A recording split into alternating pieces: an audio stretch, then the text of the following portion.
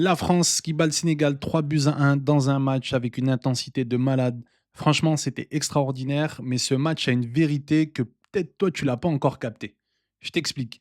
Ce match-là, en fait, on va rétablir, nous, une vérité des chiffres. Ce match, c'est l'histoire de deux chapitres tactiques radicalement opposés. En première mi-temps, la France, elle s'est totalement fait éteindre. Ils ont le ballon, 56% de possession, mais pour un XG qui est ridicule de 0,02 et un seul petit tir en 45 minutes. Le Sénégal, lui, c'est 5 tirs, 2 grosses occasions créées et 0,44 XG.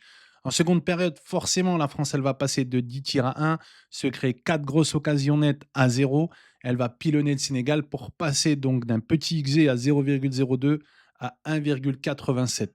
Je vous emmène sur la palette pour comprendre comment le vrai Didier Deschamps y a renversé la situation grâce à la data et à la palette tactique. Mais surtout, je ne vais pas vous mentir, on a peut-être retrouvé Didier Deschamps de 2018. À vous de me dire.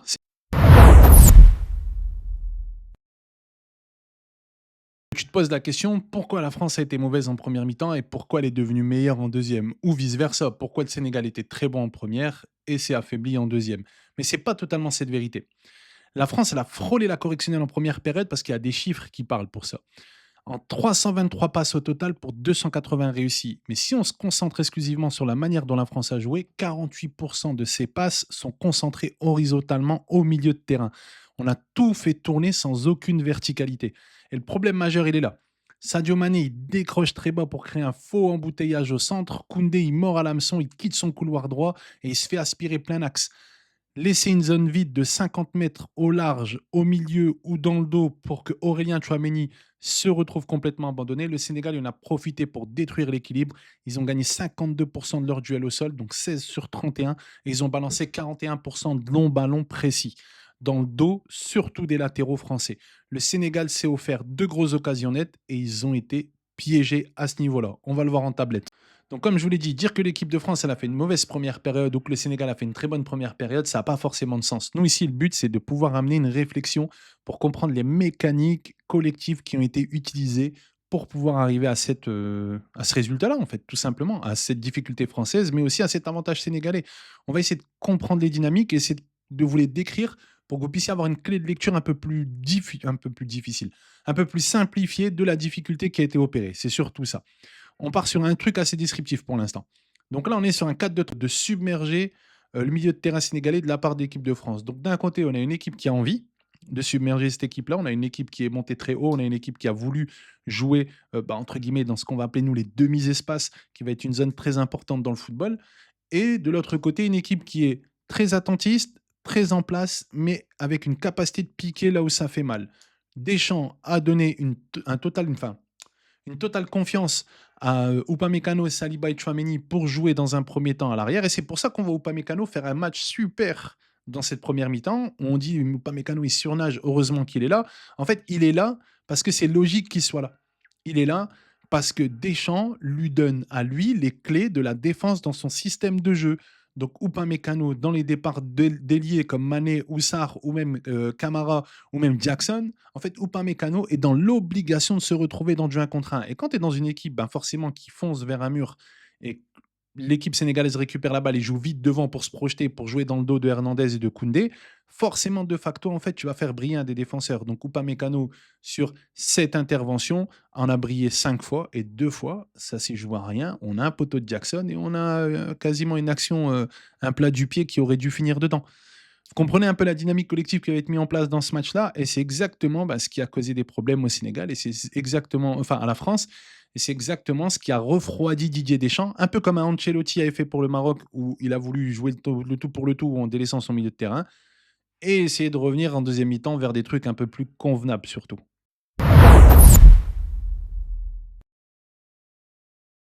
Vous l'avez vu, on a bien expliqué pourquoi en première mi-temps la France a eu des difficultés et surtout quel était le plan du Sénégal pour essayer de pouvoir leur poser problème, tout simplement. Au retour des vestiaires, on connaît tous Didier Deschamps, on connaît tous la chatte à Dédé, on connaît tous la manière dont il voit le football, le pragmatisme avec lequel il le voit, même si en l'occurrence actuellement, le fait de jouer avec les quatre fantastiques devant, j'ai pas l'impression que ce soit vraiment du Didier Deschamps. Pardon.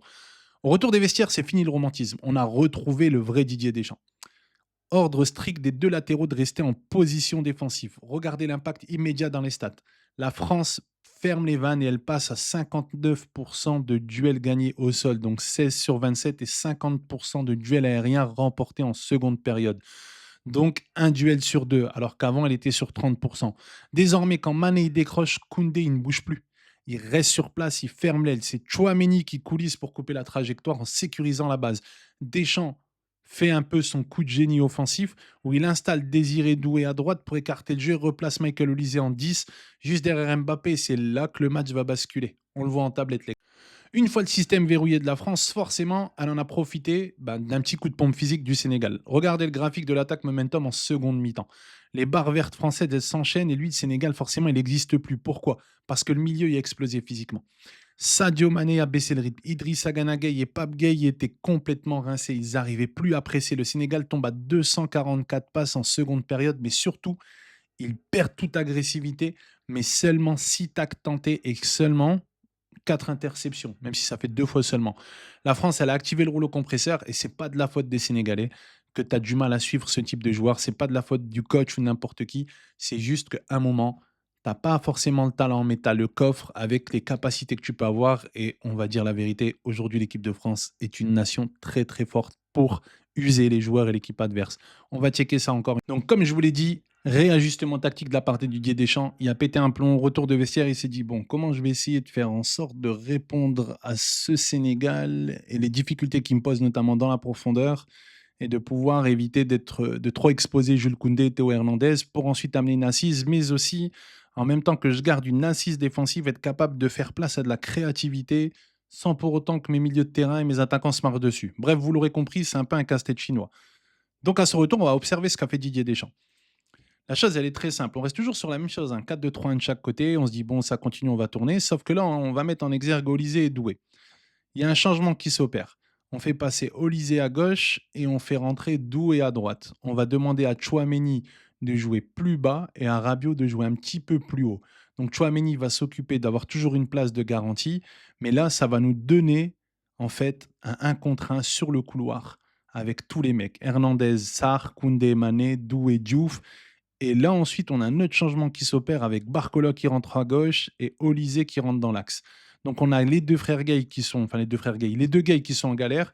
Et de l'autre côté, on va jouer des 1 contre 1 avec Diouf et Barcola. Avec l'obligation donc de Koundé et de Hernandez de rester en place, c'est-à-dire de resserrer à chaque montée, et à Barcola et Doué de faire le taf.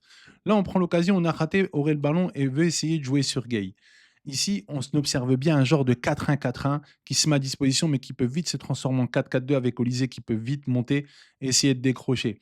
Si on a Diatta et Diouf qui montent techniquement, c'est-à-dire ce que le Sénégal voulait faire avec l'entrée à l'intérieur de Mané et de Sarr, on se retrouve en fait avec une possibilité de pouvoir garder en contre Barcola. Je n'ai pas vu Barcola descendre beaucoup de fois pour défendre, même s'il l'a fait. Il était toujours plus ou moins couvert par un défenseur sénégalais, c'est-à-dire plus ou moins à proximité. Par contre, il y a une réalité avec Barcola, c'est qu'il a une vitesse. Et les mecs, sa vitesse, elle est extraordinaire. Sur l'entrée et le changement que Barcola a enclenché, c'est-à-dire la possibilité de la France de pouvoir jouer en compte, de pouvoir jouer dans des choses, des contre-attaques qui sont assez rapides, hein, qui se passent entre 1 ou 2 secondes, ça a permis en fait à la France de pouvoir avoir un avantage de rapidité, par contre tout en conservant un point d'équilibre à l'opposé. Vous l'avez vu, Koundé avec Mané, Doué avec Diouf. Dire que si on a Barcola qui monte accompagné d'Mbappé et Olysée pour créer une zone, en fait, un 3 contre 3 ou un 4 contre 3, ça dépend si un Sénégalais suivait.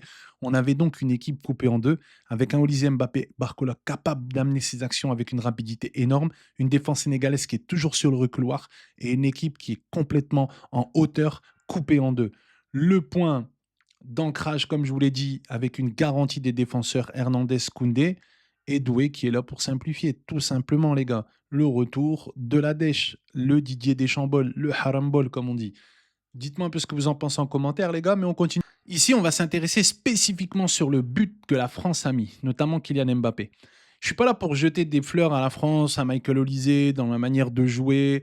Le fait que Kylian Mbappé fait un super appel, notamment cette verticalité, en fait, lui a permis de trouver cette zone-là que Michael Olysée essaie de viser, tout simplement.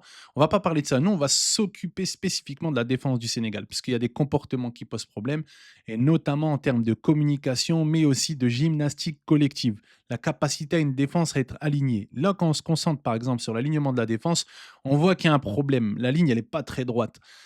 On peut pas reprocher ça aux latéraux. J'ai vu beaucoup de Sénégalais reprocher à Diatta et à, je pense que c'est Diouf qui est arrière gauche, de pas être alignés. Non, non, la difficulté elle est entre Niakhaté et Koulibaly. Niakhaté n'a pas à se trouver dans cette zone-là, en fait. Tout simplement parce que Koulibaly, il est bien plus en bas et il protège Mbappé et devant lui, à Niakhaté, il n'y a personne parce qu'il y a déjà un milieu de terrain Gana Gueye qui quadrille Ousmane Dembélé. Donc en l'occurrence, Diouf, qui lui est le latéral gauche, se fixe sur Niakhaté pour s'aligner.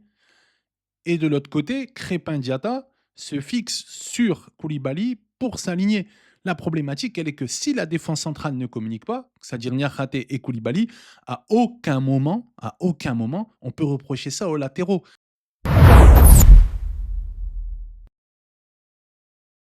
C'est à Niakhaté de faire attention de la manière dont il défend. C'est une erreur de communication, ça peut arriver dans un match, on est pris, tout ça et tout.